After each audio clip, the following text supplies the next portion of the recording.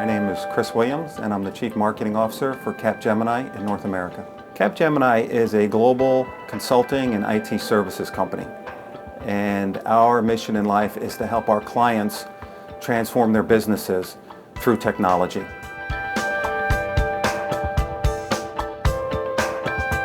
In my experience, great business leaders have a number of characteristics. First and foremost, they tend to be visionary. And by that I mean they understand what success looks like. And so they're able to define the goal line for the rest of the organization.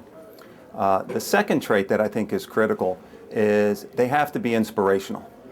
With today's employee demographics and the fact that a younger generation is coming into most organizations with a lot of different options, we as leaders have to be able to inspire our employees to achieve their maximum potential. The third trait I think business leaders need to have today more than ever before is a willingness to roll their sleeves up and actually get involved in the business and be part of the effort. As we move to flatter hierarchies and we move away from the command and control organizations of the past, I think it's critical that leaders are perceived as being in the trenches, working with the employees, working with the organizations, and helping to drive that vision and execute the strategy that has been articulated throughout the organization. And last but not least is integrity. At the end of the day, employees are really looking for integrity from their leaders, and the business world is full of examples where integrity was not in place, and unfortunately many employees were negatively affected by that. And many of the problems started at the top of the organization, unfortunately. So integrity is a very key characteristic.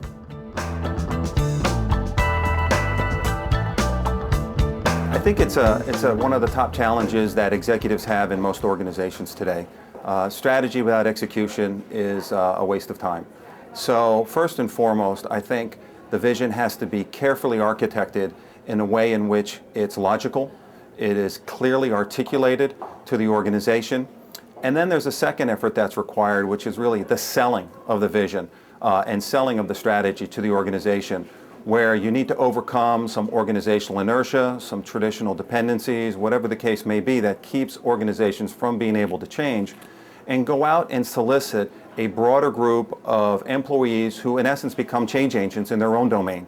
And as a result of pulling that community together, then it starts to spread throughout the rest of the organization, and you develop that groundswell of support that's really necessary to execute on what hopefully was a well-articulated and well-crafted strategic intent.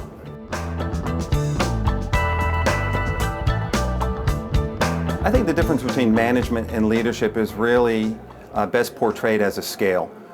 With leadership being maybe to the left end of the scale and being more strategic, being more focused around defining the strategy, articulating the vision, really sharing with the organization what success looks like, while at the same time management is the fundamental execution of the tactics, of the strategies, of managing the employees, all of the day-to-day operations that are really necessary to run the business. And it doesn't necessarily mean they're mutually exclusive. I believe you can have good leaders that are also good managers, but they're not always that's not always the case.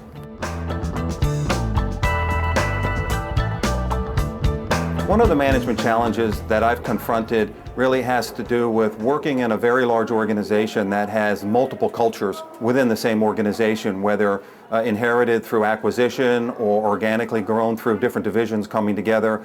And bringing those cultures together and really forming what in essence is a hybrid culture, taking the best of multiple cultures and bringing them together, that can be a tremendous challenge. It's one of the softer aspects of management, but it can be very detrimental to the business if it's not overcome and a new culture is not developed as a result of that.